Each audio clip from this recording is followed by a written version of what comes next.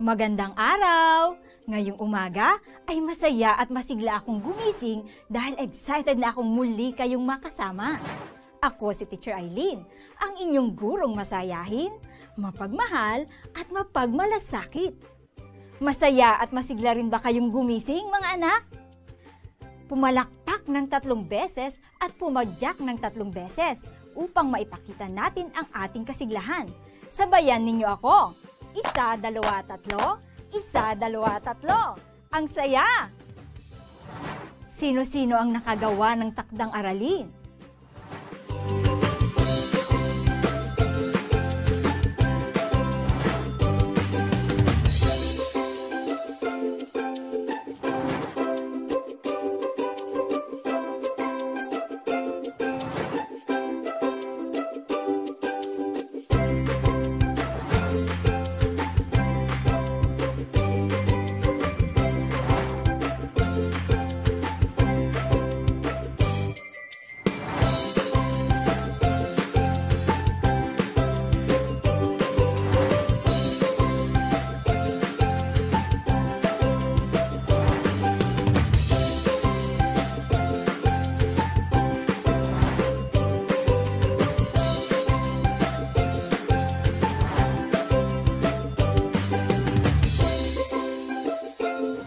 Mahusay!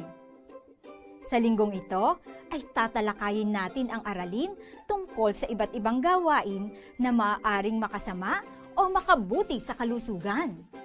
Handa na ba kayo? Halina! Sama-samang matuto sa edukasyon sa pagpapakatao.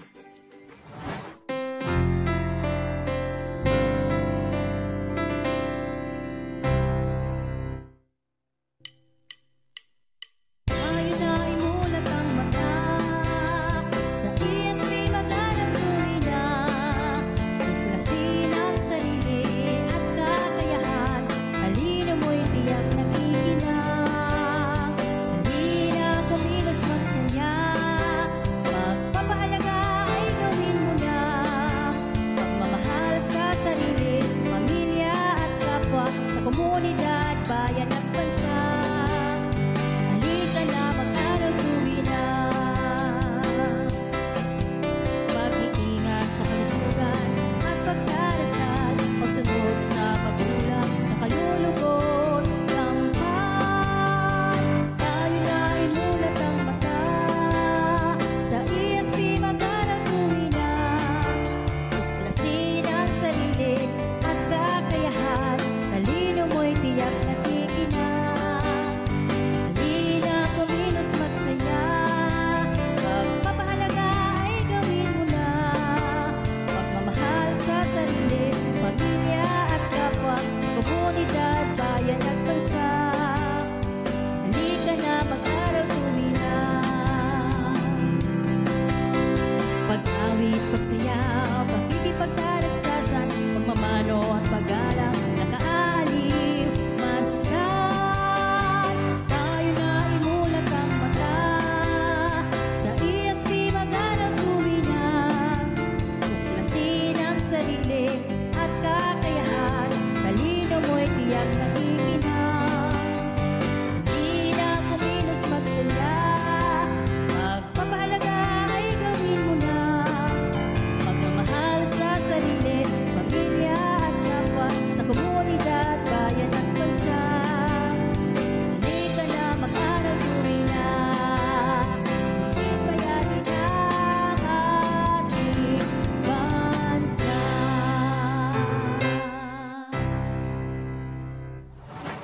Pagmasdan natin ang larawang ito, makikita ang isang batang masigla at ang isa naman ay isang batang may sakit. Sino sa kanila ang nais ninyong tularan?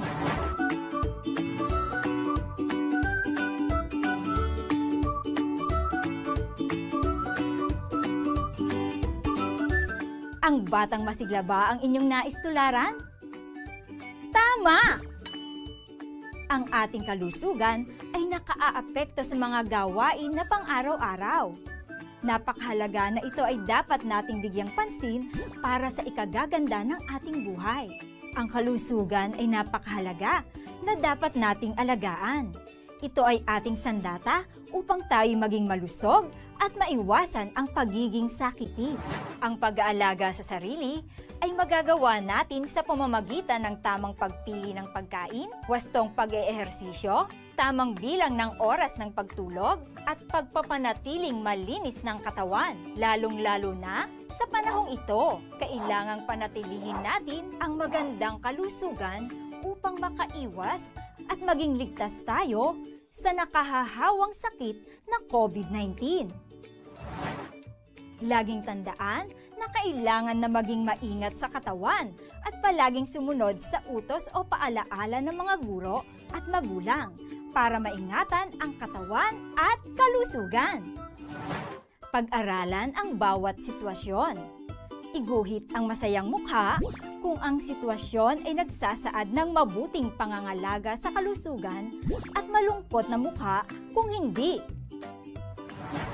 Unang bilang, paborito ni Terdy ang candy at tsokolate, kaya lagi siyang kumakain nito. Alamin natin kung tama ang inyong sagot. Kung malungkot na mukha ang inyong sagot, tama! Ang pagkain lagi ng candy at tsokolate ay hindi nakabubuti sa kalusugan. Ikalawang bilang, bago kainin ni Will ang mansanas, ay hinuhugasan niya itong mabuti. Masayang mukha ba ang inyong sagot? Tama! Mahalaga ang paghuhugas ng prutas tulad ng mansanas bago ito kainin upang matiyak na malinis ito. Ikatlong bilang, madalas ay maghapong naglalaro ng mobile game si Wilmar. Ang tamang sagot ay malungkot na mukha. Tama ba kayo? Magaling! Ang maghapon o matagal na paglalaro ng mobile game ay hindi maganda sa kalusugan. Dahil sa mahusay ninyong pagsagot sa mga tanong, heto ang 3 smiley para sa inyo.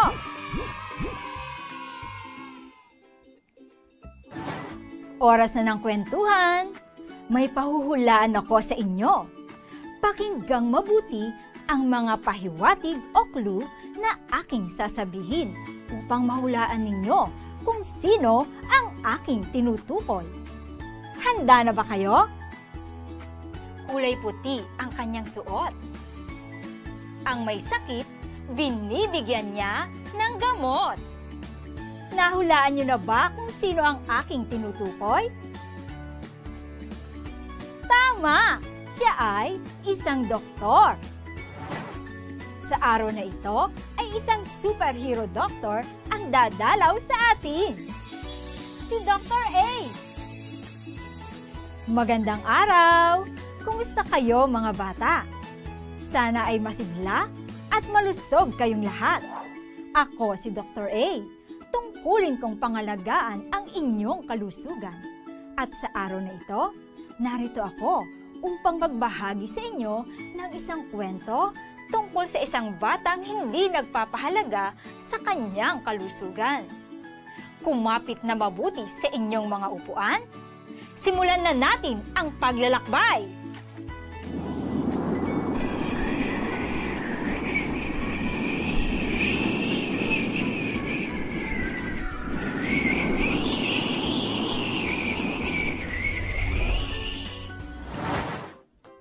Ang kwentong ito ay isinulat ni Eileen Santo Domingo. Si Chris ang batang marungis. Si Chris ay isang batang mag-aaral sa unang baitang. Mahilig siyang maglaro kasama ang kanyang mga kaibigan. Madalas din siyang napupuyat sa paglalaro ng mobile games. Hindi siya kumakain sa tamang oras. Kaya't payat at mahina ang kanyang katawan. Tamad din siyang maglinis ng katawan. Mahahaba at marurumi ang kanyang mga kuko. Nagtatago siya kapag hinahanap siya ng kanyang nanay upang tulungan siya sa paglilinis ng katawan. Isang araw, kasama ni Chris ang kanyang mga kaibigan sa labas ng bahay. Naglalaro sila ng luksong tinik. Subalit hindi makatalon ng mataas si Chris, kung kaya't lagi siyang taya. Dumating ang isa pa nilang kaibigan na may dalang soft drinks at sitsirya. Agad na kumain si Chris. Hindi siya naghugas ng kanyang mga kamay. Pagkatapos kumain, ay nagpaalam na si Chris sa kanyang mga kaibigan. Maya-maya, habang nagpapahinga si Chris sa kanilang bahay, ay biglang sumakit ang kanyang tiyan. Agad siyang dinala ng kanyang nanay sa ospital. Ayon sa doktor, kailangan ni Chris na kumain ng masustansyang pagkain, maglinis lagi ng katawan at mag-ehersisyo. Kailangan din niyang iwasan ang pagpupuyat, pagkain ng sitsirya at pag-inom ng soft drinks. Mga bata, alamin natin kung naunawaan ninyo ang kwento. Sagutin ang mga tanong mula sa kwento. Piliin ang letra ng tamang sagot. Unang bilang. Sino ang batang marungis sa ating kwento? A. Si Chris. B. Si Carl. C. Si Calvin.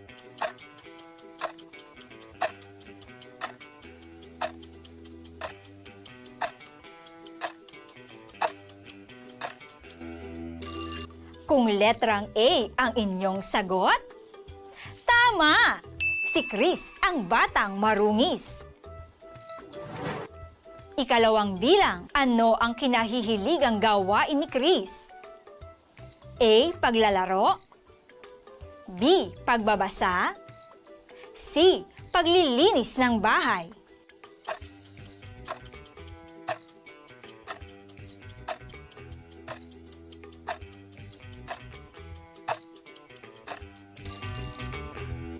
Letrang A ba ang inyong sagot?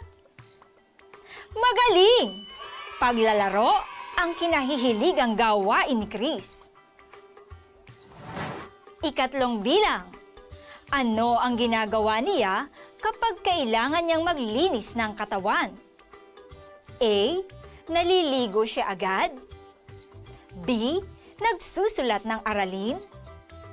C. Nagtatago siya sa kanyang nanay.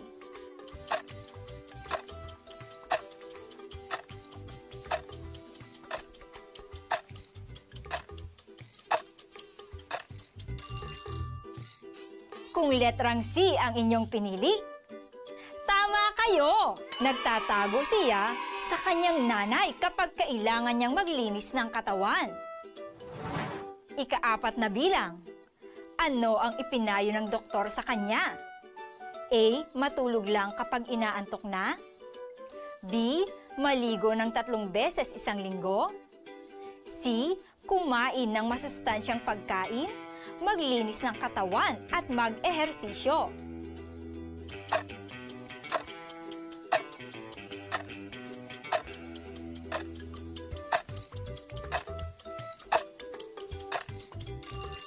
Letrang C ba ang sagot ninyo? Tama! Ang payo ng doktor kay Chris ay kumain ng masustansyang pagkain, maglinis ng katawan at mag-ehersisyo. Masaya ako dahil naunawaan ninyo ang ating kwento. Dahil dyan, narito ang 5 stars para sa inyo.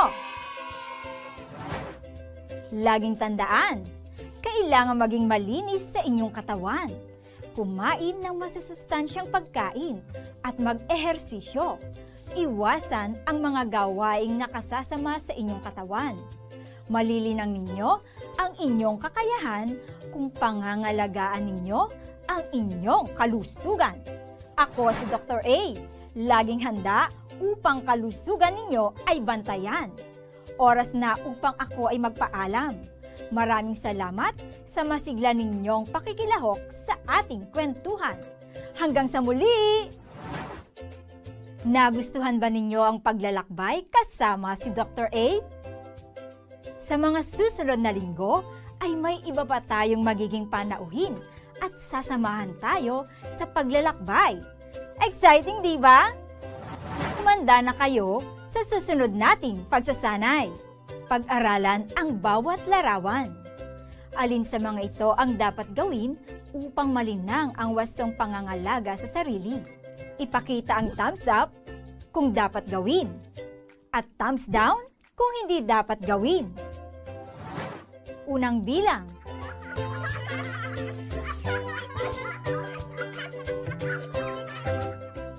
Kung thumbs down ang inyong sagot, tama!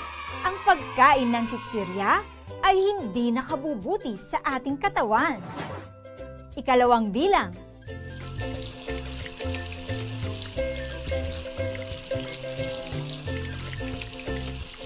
Kung ang sagot ninyo ay thumbs up, tama! Palaging maghugas ng kamay upang makaiwas sa mikrobyo na nagdudulot ng sakit. Ikatlong bilang.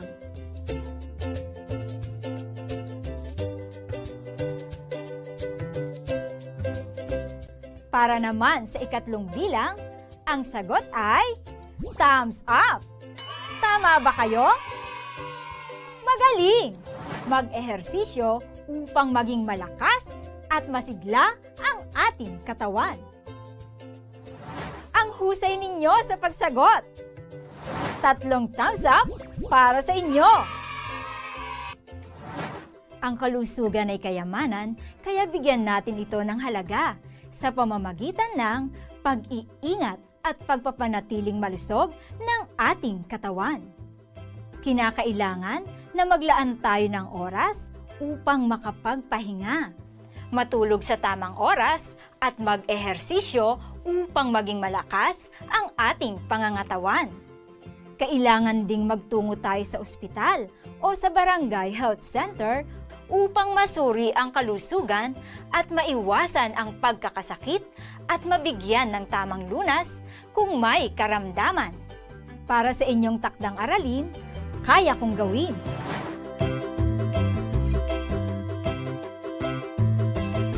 Iguhit ang mga kailangang larawan. Bilang isang bata, inaalagaan ko ng tama ang aking sarili at nililinang ko ang aking mga kakayahan. Sa loob ng parihaba, iguhit ang inyong sarili. Iguhit naman sa 5 bilog ang mga gawain o paraan na makabubuti sa kalusugan at makatutulong sa paglinang ng inyong kakayahan. Para naman sa inyong karagdagang gawain, sining kalikasan. Gagawa kayo ng masaya at malungkot na mukha mula sa mga patapong bagay o recyclable materials. Sa gawain ito ay makatutulong kayo sa pangangalaga sa ating kalikasan. Makatitipid pa kayo sa paggamit ng papel. Gagamitin natin ang mga ito sa susunod na pagsasanay. Maaari kayong gumamit ng paper plate, takip ng bote, tansan at iba pa.